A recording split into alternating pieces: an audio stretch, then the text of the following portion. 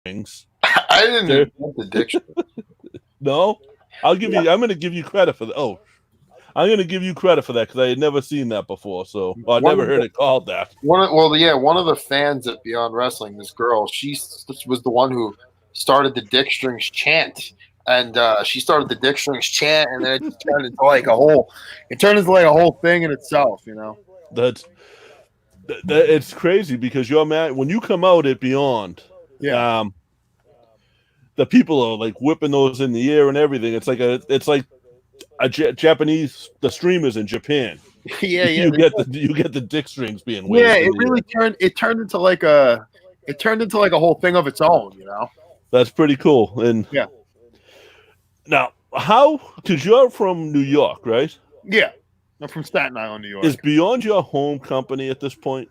I mean, I would say like Beyond is probably like my home company. I've just been with Beyond, building the whole thing with Beyond for like pretty much the last like 10 years, and I'd say Beyond is probably my home company.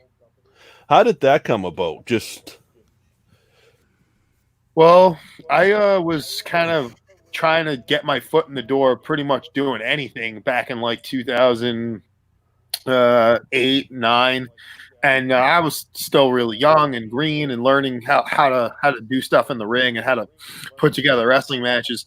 I actually started wrestling, like learning how to wrestle, when I was 15. Wow. So for a couple of years, like about 2 years maybe, I worked like some small indie shows in like New Jersey and like student shows and things like that, under like a few different gimmicks. I wore a mask at one point, but I really like didn't really know what I was doing. I just could kind of like do some spots. I knew how to do some moves. I didn't really understand or ever grasp like putting together wrestling matches. That was something that kind of came later. And when I was maybe like 19, 20, I got back into wrestling and wanted to, really give it like an honest shot. And a guy named Corvus Fear, he was like a New Jersey indie guy. Yeah. He was friends with all the people who were kind of involved with what Beyond Wrestling was before it was Beyond Wrestling. And they were going to do one of these like tapings in Ohio. And he came to me and two other people and was like, "Hey, do you want to come out to Ohio and wrestle? I can't you're not going to get paid or anything, but it's going to be cool. We'll wrestle for like 2 days, 3 days, and we'll stay at my friend's house, and then we'll see how it goes." And that was it. I went to Beyond Wrestling, and I think it was September of 2009. It was my first taping. They did like one taping before I was there. A couple guys were there, and then that was it. That's how it started. I just got asked to go, and for the first 2 years in Ohio, there, it was all just like DIY tapings, the wrestlers around the ring, and that was how I got like my foot in the door with AIW in Cleveland, because we used to go out to Ohio because Drew Cordero, Denver, Colorado, the guy who owns Beyond Wrestling, he had a house out in Ohio at the time, and we would go stay at his house, and we would film in Elyria, Ohio, and like this wrestling school that was in a storage unit. And that's pretty much how that started. Okay. Now, where did you train? Because like I feel the Northeast is the best place if you're going to train anywhere. Like I'm up in Boston. I know you're in New York, New Jersey, and there's a million of good schools between those two places. I wouldn't really say like anymore exactly. Maybe like back then when I was starting, there was a lot. I mean, there's still places, but when I started at the Jersey All Pro Wrestling School. Okay. It was at Bayonne, which is basically right over the bridge. So there were times I actually walked over this bridge to get to Bayonne. Go to wrestling training because like my dad wasn't available to give me a ride or something, and that's where I started. I started at the Jersey All Pro School under this guy named Magic, who actually trained and broke in a ton of guys who were popular and guys who didn't, gain popularity. But this guy got a lot of people started in pro wrestling in the Northeast, and a lot of people went to that school. And that was the first place I trained, learned fundamentals and basics and all that stuff. And from there, I bounced around. I was only 15 years old, so the school shut down because they lost that building. And I really wanted to go to the Doghouse and train with Homicide, but they lost that building, so that was the end of the Doghouse. And I got to train with Homicide a little bit back then at the Jersey All Pro School because he used to train his doghouse students there when like the regular classes are over. But I went to Chikara when I was like 16, and it was maybe like Chikara had only been around for maybe like a year or so. And I used to go out there because there was a guy I knew who used to drive out there, and he gave me a ride to go out there and work out with him. And I used to go and just pay my class. And that was when I was like 16, and that was originally with like, all the first generation Chikara students. So that was pretty cool. And I learned a lot there. Chikara was pretty awesome back then. Pretty awesome school. Oh, yeah. I used to do the rides. Me and a couple of promoters from here used to do the rides down just to watch King of Trios and stuff like that every year. Yeah. So from there, I was did Chikara, and then like around that time, I kind of like got out of it a little bit. I was in high school. I had a girlfriend, but I also played music, so I got like really into playing drums. I started playing in bands. I finished high school. I didn't wrestle as much. I kind of like just fell out of wrestling. The thing is, like, I was when I was about like maybe 16, like 2002 or so, I started getting like turned off with the WWE. I started collecting Japanese wrestling tapes. I started watching more indie wrestling. Ring of Honor became a big thing. Jersey All Pro was really popular. I started training, and I was kind of like, I was a kid that was like into like heavy metal music. So I kind of had like that like elitist, anti-mainstream type of attitude. I kind of still do. I do, absolutely. And I kind of like stopped watching WWE completely, and I started watching Japanese wrestling and indie wrestling and trying to like introduce all my friends to it so they would get into it too. And I made like new friends that way. But there was just a point when I was like maybe 16 or 17, I just kind of like fell out of wrestling even as a fan until maybe I was like 19. And I funny story, I trained at a karate dojo growing up, and two kids I met at the karate dojo. I trained at this karate dojo for a long time. From the time I was about maybe 6 years old till I was about 15 or 16. And I met Jaka there, who was my tag partner, when I was like 7 or 8 years old. And I met Sean Maluda. Sean Maluda, he's wrestled for NXT a handful of times. He's like a WXW like Samoan WXW guy. He lives in Florida now, and he became a pro wrestler, and he was trying to be a pro wrestler because his uncle is off of the Wild Samoan. So he was like definitely training at this point, like fully to try and become like a pro wrestler. And he was trying to convince me to get back into it, and he was going to form a tag team with Jaka. And me and Tyson had like a little teenage falling out for some bullshit at the time, and we weren't really talking. And then Sean told me Tyson was getting into the business like seriously, which I always kind of egged Tyson on to do when we were backyarding. It's because I thought Tyson could be a really good wrestler. So when I heard he was getting into it like seriously, and Sean was like pushing for me to get into it because we all just always wanted to be wrestlers. That's all we ever talked about. I was like, okay, I'll go back to training. I'll start like tightening up. I want to take it seriously now. So that was it. The three of us kind of like came together, and that's how that all kind of like started. And at that time, I kind of picked a place to go train because I obviously needed to get training in again. And the best thing I did was little Guido, James Maritato. He was running a wrestling school in New Jersey at the time, and I went and trained with him. And he really was the first guy who like really took me aside and was like, listen, you have the athleticism, you know how to do the moves, you could execute the spots, you got to learn how to put the matches together. And he started working with me and teaching me how to put matches together. And I signed up to go to Harley Race's like wrestling camp with Pro Wrestling Noah. Yeah. And I like prepared with little Guido to go do that. And when I went there, I got to train with like Ricky the Dragon, Steamboat, like Marufuji, Atsushi Aoki. And I actually met a lot of guys who had become friends of mine or coworkers or peers. Like Michael Elgin was really young. He was there.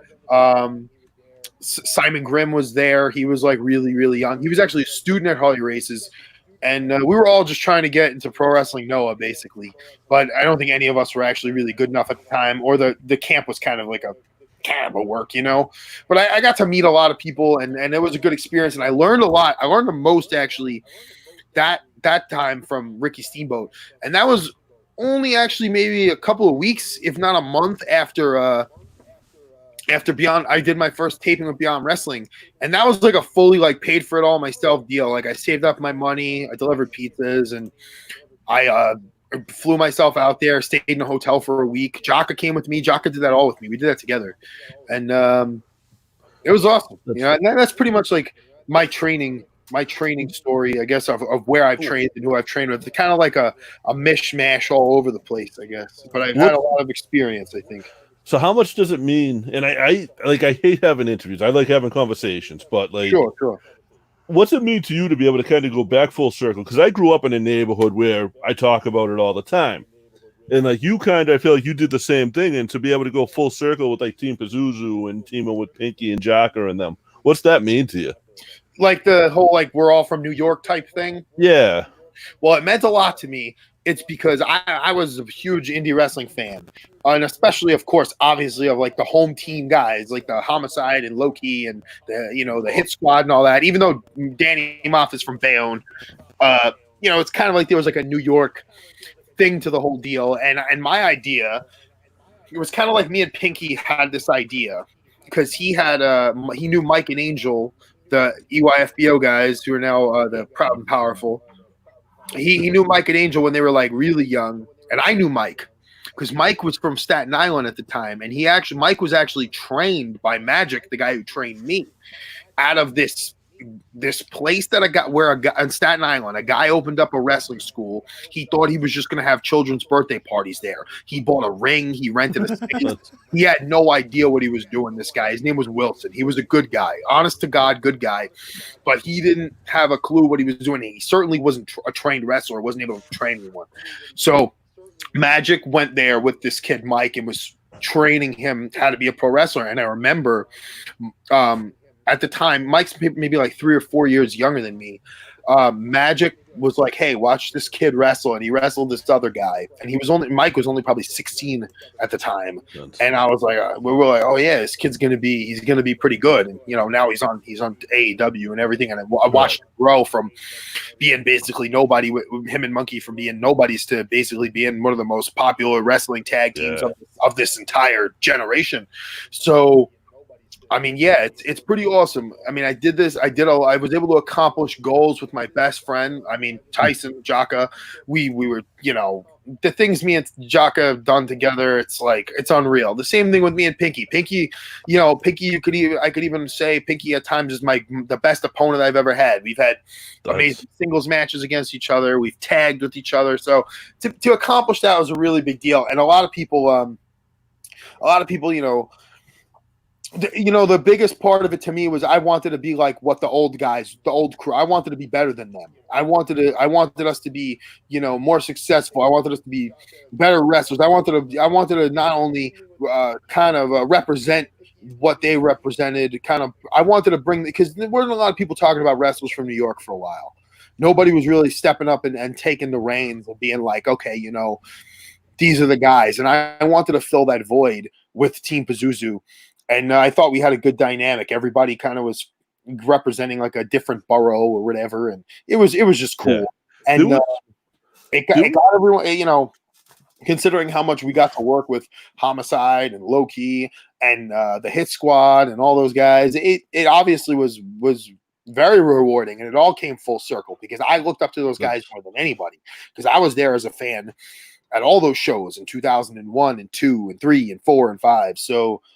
To have worked with those guys and have not only worked with them, but I mean, especially like Danny Moff, Steve Mack, these guys became like my wrestling dads, and really good friends. Like I love these guys. They're good people, and they became a big part of my life. Like Steve gave me the shirt that he wore when he wrestled in Korakuen Hall and Big Japan Pro Wrestling. Man. And the highest honor to me was I'll turn my light on.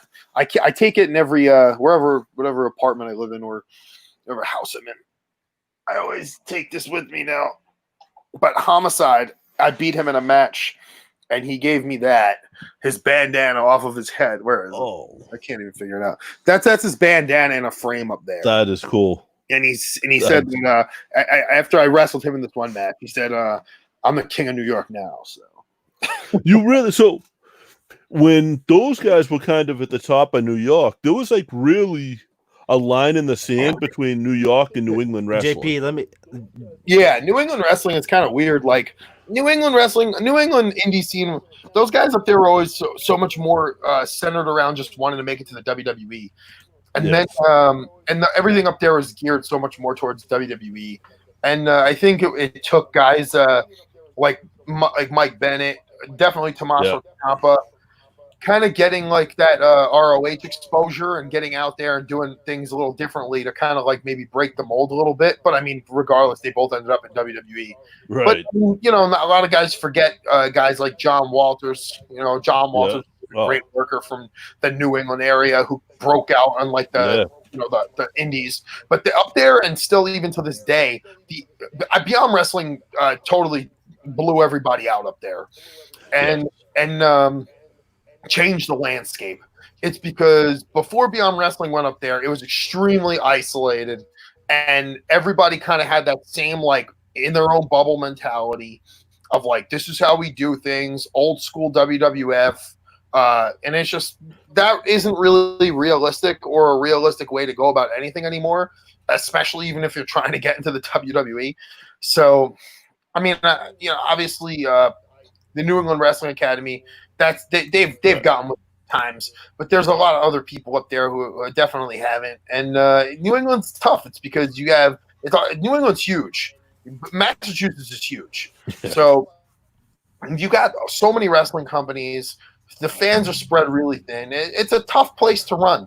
And Beyond Wrestling kind of like putting the stamp there and kind of becoming the, obviously, I mean, there's nobody else really has any buzz coming out of New England. So, unless you want to, I'd say Limitless. If you go way up to Maine, yeah, but that's like a different world altogether. That's still like 4 hours away.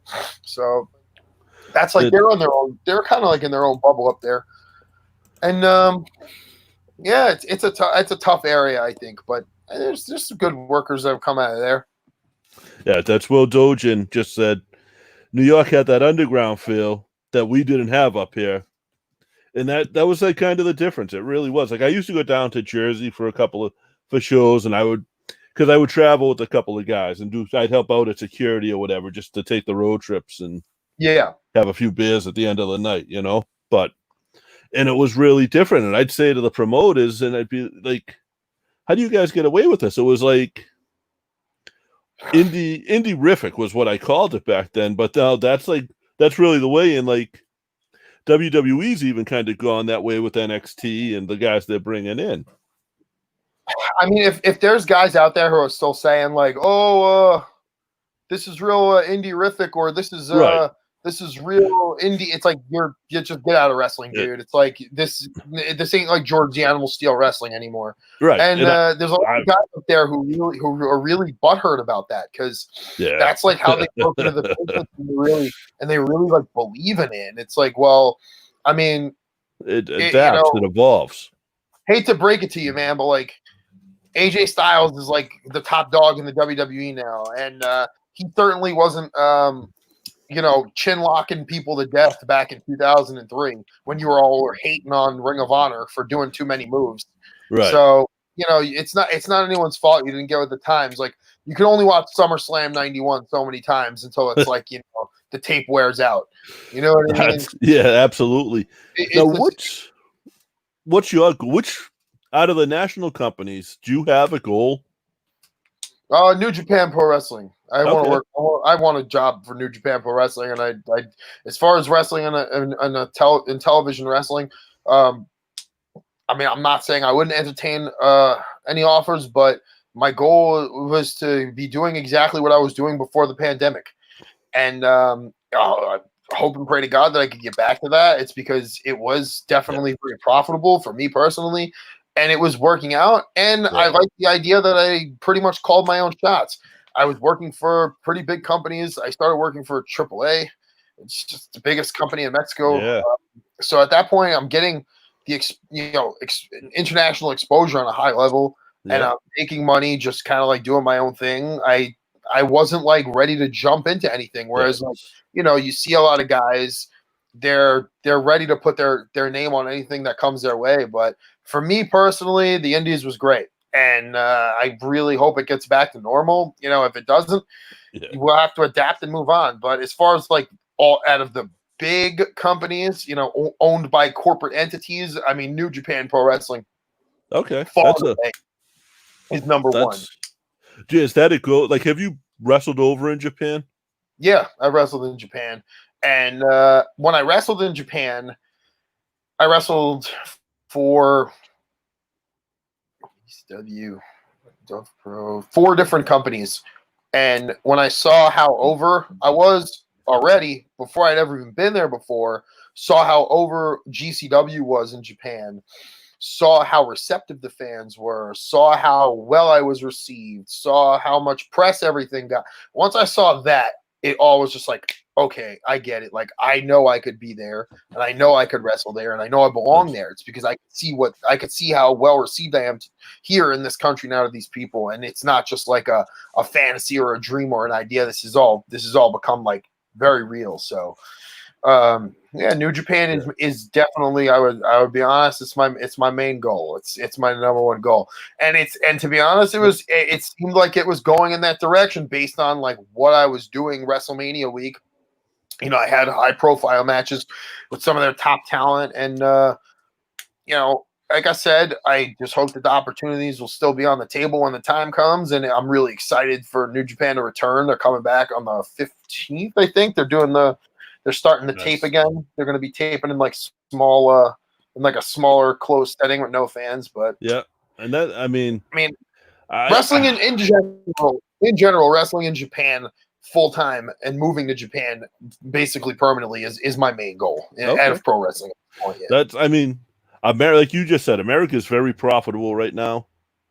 For independent wrestling, yeah, right. It was. Japan has always kind of been that way. In my mind, like I see guys that have gone over there for 6 months and made a good living.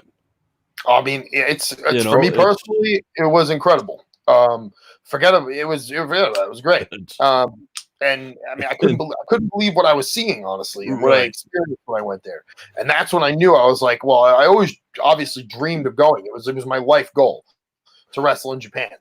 And then when I went, I was like, oh, it's okay.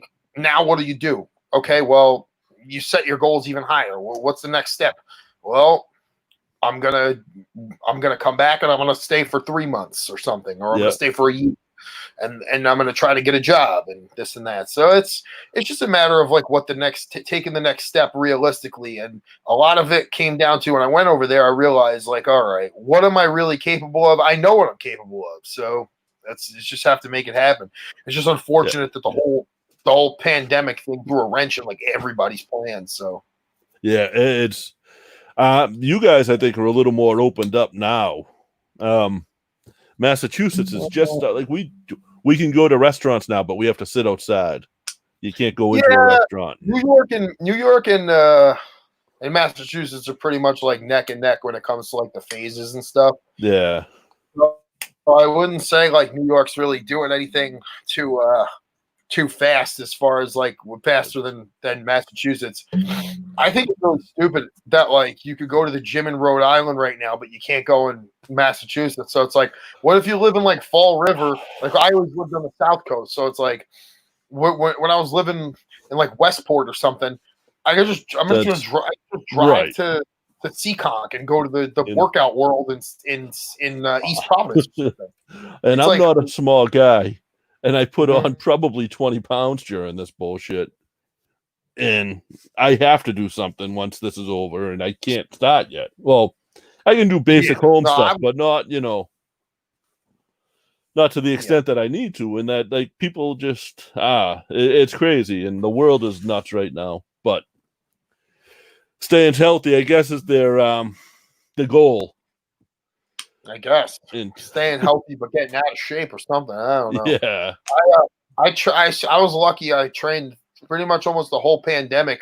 Me and Janella knew a guy in Jersey who owns a gym, and he let us have the key to it, so we could go whenever the hell we wanted. And it wasn't like a complete gym or anything like that, but it had enough to get the job done. So Right. I was blessed. Very lucky. That's now. Have you started hearing of bookings coming up after yet or not?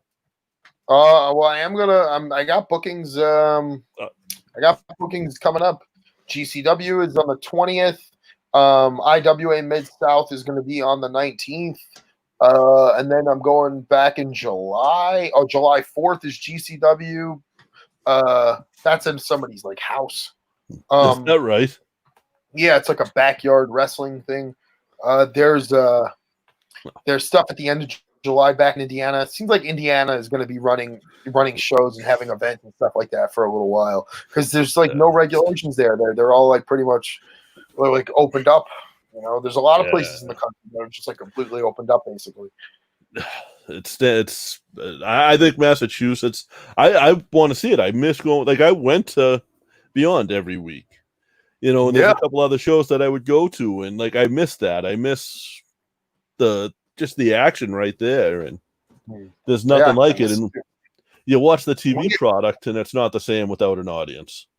Oh yeah, I think the TV wrestling has kind of like suffered the most from not having the crowd there, and it really is sad. Whatever. Think about what we had accomplished in the last year or so with Beyond Wrestling. We were about to take it to a whole other level. We were opening the school, so we had the school that was about to open up, and we already had people signing up for it. So we were gonna then be able to really think about it, really plant our seeds in the future of the whole independent wrestling scene. And we started doing some seminars the last like year or two, and you know, I was confident in being able to train people, and a lot of people were confident in me in that position, and I was looking forward to it. So the school is going to be a big deal. We were going to run the school Monday through Friday. I was going to move back up. I had a sweet situation set up. I was going to move closer to Worcester. We were going to do uncharted territory every Thursday for like a year straight. We weren't even going to take a break. Everything was just looking like it was going to be awesome.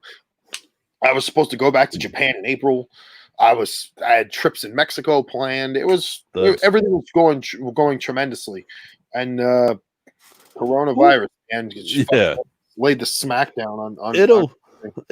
It may not be it's back to normal. Might not happen until next year, but I think we'll be back.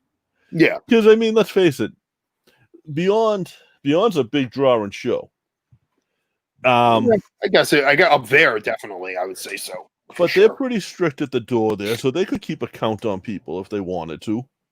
Yeah, I mean, it's a matter of like what the Drew and the IWTV people see as worth it when it comes to what they're going to do, as far as are they going to operate with a less capacity? I know the venue, the White Eagle.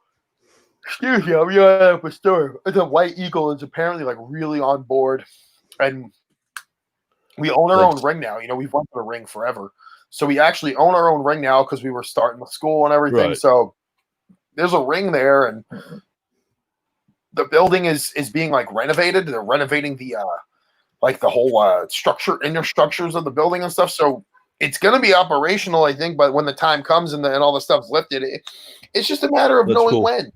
And we don't know when. It's a matter of time. It's a matter of we don't know what's going to be available to do, and then what we're going to have to do when we can. Less capacity, all this the shit that goes back and forth. Are people going to have to be tested at the door? It's all so much back and forth. You don't know what to believe. You don't know what's actually going to happen. Now, Will Dojan just asked, is the school still going to be a thing? Do you know? I mean, of course, in theory, we'd love it to be a thing, but we have nothing to base any actual plans off of. Yeah. You know what I mean? We can't plan or set dates right, and you can't invest rent into a building that you can't use. We just can't. It's just we can't make any decisions or make any plans based on the coronavirus stuff. We have to wait and see what happens with the phases and all that shit. Just, yeah, it's just a matter of waiting. Yeah, now, like, I've been around the New England indie scene for 15 years now. And what's amazing about the Beyond wrestling fans, I could go to 5 different shows on a weekend up here and see the same people 5 different times. I go to a Beyond show, and you guys have your own crowd. Yeah, It's cool. It's not like your typical independent wrestling crowd up here. It's all different people. And it evolved over the years, but the last year or two really, I think, was the best. It's been the best it ever was, and they're a great crowd. They're fun, and really the evolution of the IWTV thing, the weekly shows, it really turned everything up a notch. You know, especially. I said to Drew one day, 90% of the promotions up here in New England wanted to be ECW. Yeah. He kind of did that without trying to be ECW. It just kind of evolved that way in the connection they have with the fans. It's very similar to the connection that ECW had with its fans back in the day. Yeah, because people are lazy. They don't come up with their own ideas. Right. Oh yeah, no, absolutely. But the way I said it to Drew was like, you weren't trying to be that, and you became that, and every other company that tried to couldn't figure it out. And it was a matter of let's take the barricades away. Hey, let's let the fans come up and bang on the ring. Yeah. You know, we didn't want to distance ourselves too far from what the original concept was of the fans around the ring, of the wrestlers around the ring. You know what I mean? So that's why we never set up seating or anything like that. And Leo Connis just asked, and this is good because I know these two both worked a couple matches for Beyond, and he wants to know your thoughts on some of the younger talent from this area, Alec Price and CJ Cruz. I saw the kid Price. He had some moves. I see the kid Cruz. I've seen him wrestle. I thought he was all right. I just I think these kids are young. They need to get in the gym. Need to work on the aesthetic a little bit more. But I thought that there was some potential there. Obviously, I knew the kid Price. I know Drew liked the kid Price, and he was from Fall River or something, or that area. So which I thought was interesting because there's not a lot of guys from that area who end up kind of like popping up and Beyond or anything like that. So I thought that was cool. I thought they seemed like they were doing all right. Yeah, they had a couple. Those two together have had great matches. Yeah. And I like them both. I think they're both good kids. I think they're both fun to watch. But like you said, I mean, Alec is on the smaller side, and Cruz is a big kid. Is short, but he's stocky, and he's strong as hell. Legitimately strong as hell. The kid Price, I do remember on occasions like Drew being impressed with him and being like, "Oh, that kid had a pretty good match," or that kid, he was really impressive in this match or whatever, and that. So I was like, "Oh, cool." And I saw him like cutting a promo once, and he had like a really thick New England accent. Yeah. I was like, "What is this kid talking about?" So he grew. The Price grew up in South Boston, and then he moved. I don't know where he's at now, but that's like you don't get much. What's that? Yeah, I think Fall River or something. Yep. And you don't get much of a thicker accent because he grew up right in the middle of the city. So, trust me, everybody's got a pretty thick accent down there too. Yeah. I lived in New Bedford for 3 years, so okay. It's they got pretty thick accents over there too. Were you wrestling when you were down there? Were you wrestling in this area, or were you just doing the New York? Okay. I lived in Massachusetts from 2016 to 2019. I was like about this close and pretty much a handshake and an agreement away from becoming a firefighter in New Bedford. Oh, really? I was really close to becoming a firefighter. I mean, I know you did a couple of. I know I saw you once or twice for Top Rope down there, and I know you did UFO with you had the match against Malonis there. Oh yeah, you were at that show? I was. So that was probably the only UFO show I wasn't at. Oh, okay. Yeah, I did that. I've done Top Rope, obviously. Ted is one of like my best friends. Me and Ted were roommates for Oh, almost a okay. year. Yeah, He's crazy. me and Ted. Me Fun and Ted guy. were roommates. Yep, Ted's a good guy. Legendary parties. He's definitely a legendary New England wrestler Yes, he could have. for sure. I think he could have done something at one point, and probably still could if he wanted to.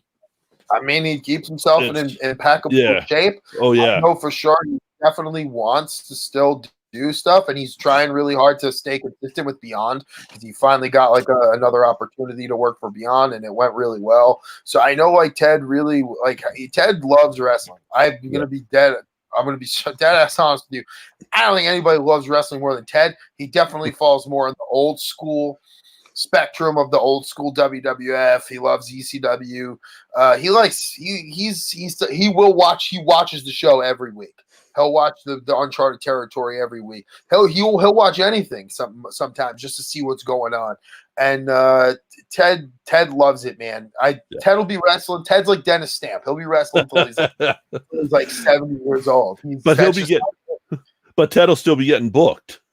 Yeah, he will probably. So fair. I love Ted. He's a good guy. Yeah, no, he absolutely.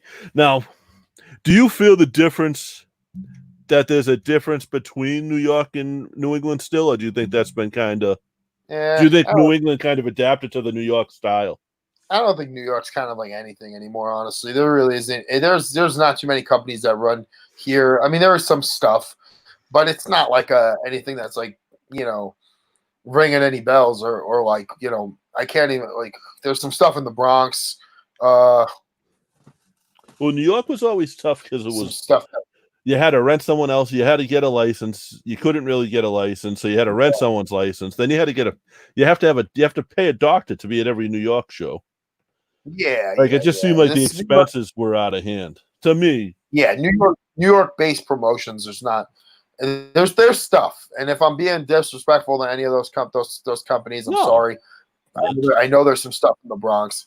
There's companies that run, but as far as like styles and stuff, no. Everything's kind of just all over the place, and everybody works everywhere. Anyways, there's plenty of those kids that will come down here and do a show, and then they'll be up at shows in New England doing shows, and so everybody tries to really bounce around and do their own thing, But as far as like New York having its own promotion and its own home promotion anymore, I don't know. Whatever that promotion is. I mean, maybe they should speak up and raise their hand. I don't know. I don't wrestle much in New York the last couple of years. The only one I can, off the top of my head, would be like WrestlePro. WrestlePro, yeah, but they're only one. They're a New Jersey company. Are they? They're definitely more of a New Jersey company. Okay. Yeah.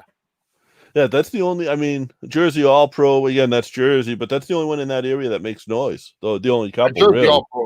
Jersey All Pro's been gone for years. Yeah. I mean, GCW pretty much is, I guess you could say, based in this area. They run in Asbury Park. They do run in New York sometimes. And I mean, not being biased. I mean, the proof is there. The numbers, the proof don't lie. GCW is the biggest indie in the world, pretty much. I mean, GCW sells out crowds. It doesn't matter if it's New York, if it's Chicago, if it's LA, if it's Tokyo. It's like, I mean, like GCW. The ride I went on with them for a year, I was like, I was blown away. When I went to LA the first time for GCW, and I mean, I was blown away when they were doing the spring break stuff, and I couldn't believe how many people they were drawing. Or the first Bloodsport card. I was like, because I was wrestling for Evolve and doing all that WWN stuff, and those shows didn't have any buzz or weren't drawing anywhere near as much as what the GCW stuff was. And that's when the flag started going off, because I was with GCW before it was GCW, and it was JCW. Do you remember JCW? No. Was that Jersey Championship Wrestling? Yes. That's what GCW was, and then JCW became GCW, and I kind of like fucked off, and I moved to Massachusetts, so I didn't want to just drive to shows anymore because they weren't paying as good or whatever. I was just busy. I didn't care. So then when I was gone, and I realized, Jesus, this company is gaining some serious steam. I need to get with this company. They blew up, and the Joey Janela spring break and all that, and blah blah blah. So I realized like I need to start working these shows. So I obviously started doing more for them. I went out to LA, and I'd done PWG before. I'd wrestled in LA before, and I saw the crowd, and the crowd reacted. I mean, I had a match with Statlander at that show. It was insane. That's cool. I was like, they're drawing this well out here. And then it was like everywhere I went and wrestled for GCW, it was sold out. And the crowd was super hot. I would say that when I did the rides down to Jersey for shows with guys, and be like, because up here at that, I'm talking 10 years ago probably, PWS still had the old owner. Pro Wrestling Syndicate still had the old. It was still a thing and still had the old owner. It was tap outs at the time. I know there's a lot of heat on him for shit, but I don't even know the guy. I wouldn't even know what he looked like. But they drew. Yeah. And up here, like he draw maybe 400 or 500 at that point. And up here in New England, we were lucky to get like $150 at a show. Oh, the fans suck, man, up there. They don't go to shows. It's hard. You know, the fact that we could draw 200 people every Thursday is like unprecedented. And then for our big shows, we'll do like 900, 1,000 people. And it's 200 paid. It's 900 paid. You know what I mean? It's not. I mean, Beyond's a different story. You can't really compare it to anything else. For the other companies, it is disappointing. But I've done shows, you know, I've done some of Ted's Top Rope shows in New Bedford where he sold a lot of tickets and it was a great crowd. It's not like your typical indie wrestling crowd. It's more like casual fans who are just there to have a good time. Right. That's okay too. That's just a different dynamic of the shows and a different, and you know, you just change it up and you entertain the crowd that you have before you that night. Yeah, that's the Top Rope shows, they get a lot of kids and stuff in that area usually. Yeah, which is fine. That Fall River building is one of my favorite buildings to watch wrestling in. The PAL Hall. The PAL, it's such a cool place. But the way you guys have it set up, I paid the extra $10 to get a seat. I'm 45 years old with a bad back. I'm not standing for I have, but then I said, if I pay the extra $10, I can sit down when I want. Yeah, well, that's why there's the seats. And that's it's he's got a great. It's just I love Beyond at this point, and I didn't. Oh, good, I was so, and I'm friends with the Hoods. I love the Hoods, but I was so much against the look ma no fans stuff because it's like, how's he gonna make money? And then here he is, 2 million on YouTube.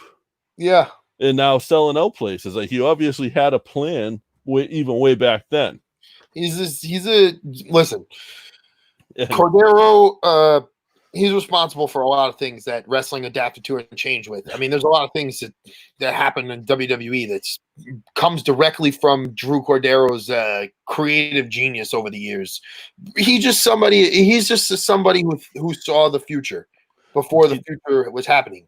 And Keith Lee versus Hijack. That was straight off a Beyond show. He predicted the way things were going to go as far as promoting on social media, the release of content.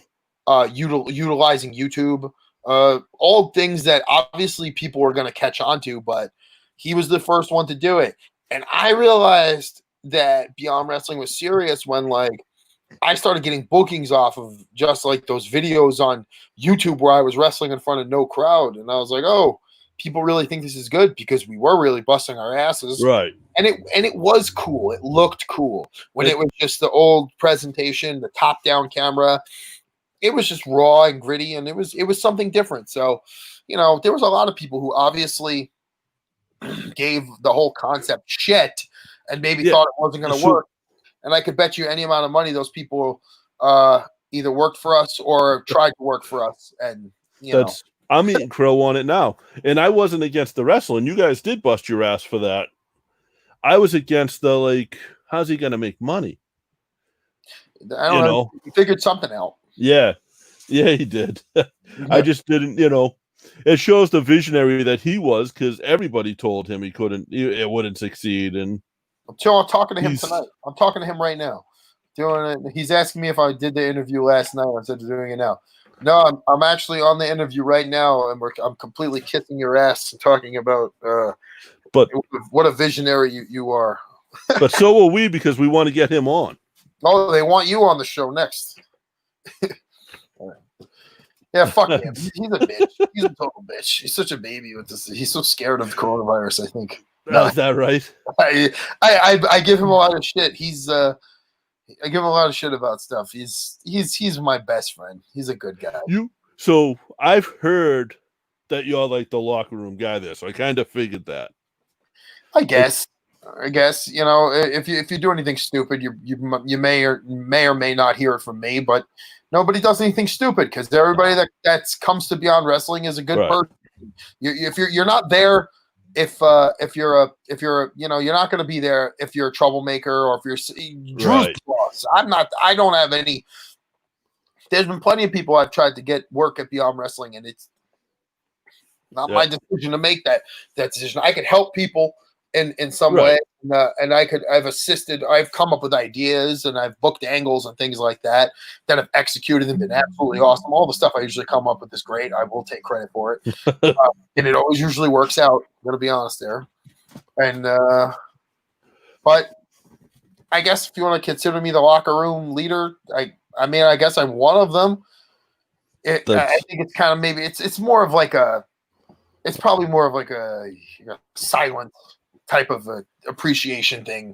I've lost it a couple times, over things, but just because I don't want to hear Drew Drew is annoying about things. So I'll try to be like, guys, what the fuck? Don't do this, because he'll harp over stupid stuff like don't not breaking rules when it comes to like the building and things like that. Just try to enforce the rules and make sure everything goes smoothly. Yep.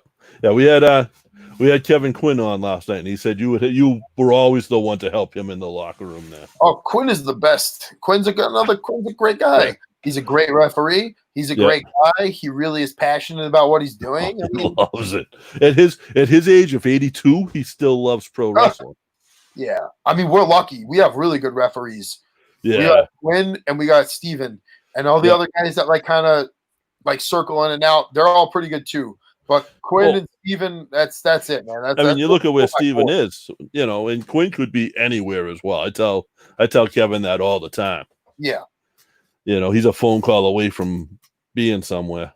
Yeah, I mean, I love those guys. I mean, listen. It's so sad. I haven't seen some of these people in months. At one point, I saw somebody like Kevin Quinn more than I see my own family, and I'm perfectly fine with that. That's my family. And it's I miss my family. I miss wrestling so much because the way we were running every week. I mean, you see everybody so much, and you really, now that it's been gone for so long, man, you really appreciate it that much. I mean, you can only put up with so much Anthony Green, though, right? Oh, I'm cool with AG. I love it. No, we became traveling buddies, and me, him, and Briggs did a bunch of loops up through Canada and back through some seriously treacherous terrain at times. We got stuck in a blizzard. We got stuck in a couple of blizzards. Is that right? Really bad. I'm talking driving from Ottawa to Hamilton in Canada in the middle of the winter, and it's pretty shitty. So we've clocked a lot of hours on the road together. And AG's a great. Is one of my close buddies in wrestling. I'm so proud of what that kid's done, and I love to bust his balls. Yeah, he was just a referee too at one point. Yeah, he was just a referee at 13 years old. Yeah, he's been around for a minute. Leo Connors just asked, "Do you still work for Tommy Dreamer's House of Hardcore?" I mean, when was the last time Tommy Dreamer's House of Hardcore ran? Right. Yeah, that's what was the last time anyone ran. I've done about 4 or 5 shows for House of Hardcore, but I mean, he hasn't run in a long time. Even when wrestling was still active, he hadn't run in a while. I know Leo used to. I saw Leo at backstage at the ECW arena once. Yeah, he did a lot of catering for them. Yeah, I saw him there at one time at a House of Hardcore show. Yeah, Leo's a good guy. He's got something like this. He's got a cable access show, a YouTube show going too. So nice. And he's got actually 2 going on now. So he's got us beat. The New England Indie Insiders, his new one. So I know he's going to be hitting you guys up with Beyond, because he's going to try to focus on every promotion in New England, and Beyond obviously is the king. That's cool. But now, what else? What's your Twitter? I know we get it up on the screen, but your Twitter, your other social medias, Instagram, and at Dirty Dickinson, just the way it's spelled, Dirty Dickinson, at Dirty Dickinson, and my Instagram is at Born Dirty Die Dirty. So you can follow me on both of those if you so please, or if you already don't or do. Where did the Dirty Daddy come from? It's actually a real life story. I didn't just like come up with a name. Good friend of mine, one of my best friends. His name's Lance. I've known him since I was about 15. He calls me Dirty. I don't know why. Okay. So, he always called me Dirty. Like, I guess maybe because I really like ODB, the Old Dirty Bastard. Who didn't? I'm a huge fan. I'm actually in the top 1% of people that listen to Wu-Tang Clan in the whole world. My Spotify tells me so. Is that right? Yeah. But have you heard that CD that only got sold to the one guy? No. I'm all set. Yeah. But, something tells me they didn't put too much. They made a lot of money off of it selling it to him, but something tells me they knew only one person was going to hear it. Pharmaceutical drug guy or whatever. Yeah. But my friend Jesse, this kid I used to lift weights with, a kid from my gym. My gym is a whole lifelong story, social circle in itself. And my friend Jesse used to work out with this kid, and he was bigger than me or stronger than me. And he'd always do more reps or something, more weight or whatever. And he'd always be showing off, and he'd do his set, and he would look at me and he'd like pat me on the back and go, "Don't worry, Daddy's here for you." And I'd be like, "Whoa, what a fucking great insult that is!" I was like, I gotta work that into a promo, or I gotta call myself Daddy. Like, that's cool. Like, don't worry, Daddy's here for you. I was like, oh God, that's such a good insult. And somehow, I guess I don't know how when the light bulb went off, but I said Dirty Daddy, and I put it on a T-shirt, and it sold really well. And then people started chanting it at CZW. I remember at CZW, people just going Dirty Dad, and I was like, oh shit, this finally I have a name. It's got the right amount of syllables to chant. It does work out pretty well. Yeah, it was pretty cool hearing people say it in Japan. Okay, that's gotta be different. Now, someone just asked Will Dojan, what's your favorite Wu-Tang album? Oh, I obviously like the Enter the 36 Chambers, but I think my favorite one out of all of them, like all of the solo albums and everything, is the Liquid Swords album. Okay, I got to go 36 Chambers myself. Like I love hip hop. I'm an old hip hop head, so yeah, that one's incredible. And rap, but they are so talented. But Chris, I mean, we've gone about an hour. Is there anything else you want to put out there? I know there's not a lot going on, but yeah, just be nice to each other, man. Yeah. Just be nice to each other. I'm not a political guy. I kind of think all politicians are scum, so I don't get involved, and I don't really have any. I didn't really think too much about it before this whole thing, but I don't know. Just we're all the fucking same, and on the inside, we all bleed red. Please, man, people just need to be nicer to each other. We're living in some fucking crazy times right now, and I just want the world to get back to normal, because if the world ain't back to normal, then I can't do my job, and I just want to fucking do my job, because my job is the best job in the fucking world. It's not the most conventional job. It's not the safest job. It's terms of career wise, financially, and physically, and all that. But it's my trade. It's my job, and I absolutely love professional wrestling more than anything in the world. I'll never stop loving it, and I'll never stop doing it. So I just want to be able to do it again, and I want this virus shit to go away, just like anybody else. Yeah. And anything we could do to try to like collectively make that happen and expedite that process would be great. Yeah, I mean, I don't know social distancing. I don't know if the masks work, but we gotta fucking try it. You gotta try it to say it doesn't work. I don't know what to believe anymore. I don't know what the fuck to believe anymore. No, it's a fucked up world that we're literally living through like the 7 plagues of the Bible right now. I'm telling you, man, it's fucking crazy. And like I was talking about Japan before, since I went there and made so many friends. I obviously, when I was supposed to go back in April, I obviously have like long-term plans of wanting to go back, permanently. Right. I pay attention to the news there almost every day. What else the fuck else is there to do? There's nothing to do. So I started reading the news from there every day and paying attention to the way they handled the their protocols of dealing with the pandemic. And according to like the way our media was spinning it, was that they were facing a fucking disaster because they were late to start addressing protocols for the coronavirus because people had their own reasons. They wanted to see if it would blow over, and because they were trying to still hold on to the Olympics happening, whatever. Regardless, they're already kind of like out of the woods, and they didn't even force you to like implement these shutdown rules. And they like suggested, and they told people you can they gave people there was like a state of emergency period for like maybe about 2 weeks, 2-3 weeks, and they didn't even force businesses to completely shut down. It was like a voluntary act, and not everything completely changed like it did here. Yeah, their economy definitely took a big hit. But still, man, they got their numbers down. And I don't know if it's because the media is more honest, if it's because they're all on the same page, because the country is made up of like 90% all Japanese people, so it's not like there's all these conflicting cultures and things like that. So, but they seem to have like really turned it around way faster than anybody else, and they're kind of like getting back to business.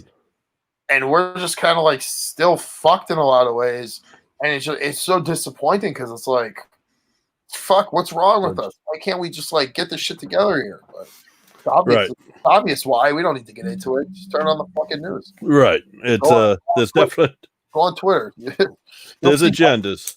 Yeah, there's all sorts of things. There's all sorts of things. Everybody's got an agenda. Everybody's got something going on. They got control of us, man. One way or another, there's control. There's fear. It's just there's something going on here that we don't know, but we don't have a fucking clue what's going on. So I just hope things get back to normal, man. That's really it. Yeah, and you said it. Let's be nice to each other. Let's get the shit. Let's finish this stuff up, and let's get some wrestling going again. Let's let Chris work and make some money.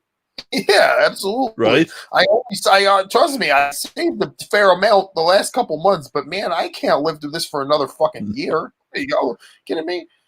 The good thing is, as a pro wrestler, you're a gig worker. You could actually collect unemployment if you wanted to, and I don't want to know your finances. So do not tell me if you did or you didn't. I have not been able to collect unemployment. Really? Yeah. I you know what it is? When it came to filling out the shit, because I'm still a resident of Massachusetts. Okay. When it came to filling out the shit, I just said, what the fuck? Yeah. I have to get denied regular unemployment to then go ahead and get the COVID unemployment. But I don't even have the fucking, like, I haven't worked a real job in years. That's awesome. I haven't worked on paper or technically, like, or had a job like that in years. 4 years. So what the fuck am I claiming? No. So what can I put in the boxes to check to say that I to collect unemployment? Right. I mean, I'm gonna get denied. You know what I'm saying? Yeah. So it was so mind-boggling to me. I just said, "Fuck it, I'm not even gonna bother." Now, I'm an idiot. I should have pressed on. I should have tried to find ways to, because there's all sorts of people that are getting free money for nothing. Right? There is. Yeah, there is. Do you have a t-shirt store online or anything where people can buy your merch online? Well, I have a pro wrestling tee store if you want to buy some of the shirts in there. But I sell most of my shirts myself. If you're interested in buying any merchandise from me, you can just hit me up in my DMs on Instagram or Twitter. That's usually how I do it. That's always the better way, guys. Like, I'm nothing against pro wrestling tees. They do a lot of good for a lot of people. But if you want to support the wrestlers and not just wear their shirts, they get an extra buck or two that way. So, help them out, especially in times like this. It's just easier for me to do it that way because I always have like a couple shirts on hand. Sometimes I do, sometimes I don't, and I just send them individually. It's not like I sell hundreds and hundreds of t-shirts. Right. Unfortunately, I'm not the Young Bucks, so I don't like need a pro wrestling store in order to like make the most out of it because I could actually do it myself and actually make more money doing it that way. Yeah, absolutely. But Chris, thank you so much. And listen, sorry about the issues we had. We've only been using this platform for about 3 weeks now, and I think you must have been the first Apple product. So we learned something. Now we know to tell people to get Chrome beforehand. So yeah, no, I just needed to download Google Chrome. I just don't use Google Chrome, so I just needed to download Chrome on my MacBook. And the phone yesterday was just that was just my chance. I didn't know. I should have tried that. It was funny. Like I would see it pop up down below, but it would never connect. Yeah. So, but we appreciate you doing this and appreciate you rescheduling with us for tonight. And Josh actually, he texted me a little while ago. His computer crashed on him and he can't get it back on. Oh, so it is what it is. We used to tell people TIW wasn't the Irish Whip; it was Technical Issues Weekly. So we're kind of used to it. Gotcha, man. But thank you, brother. Appreciate it. I'm gonna go up to you. I'll tell you who I am at the next Beyond show. Well, I think I'll know exactly who you are. I've been looking at you for the last hour. So. Well, yeah, this is true. And I'm 6'8", so you can't really miss me. 6'8"? Oh, I have to know who the hell you are. You've seen, like, me and you have definitely said hello to each other in there. Yeah. So you've definitely seen me. But, yeah, definitely. But we will definitely we'll link up. I'll buy you a beer. I'll have a beer with you. Cool, man. If I had any cold tonight, I would have had a couple now, but all right, thank you, brother. Appreciate it. No problem, man. And this will go up in the next probably Monday or Tuesday. Absolutely, man. All right, take it easy. Thank you. Bye.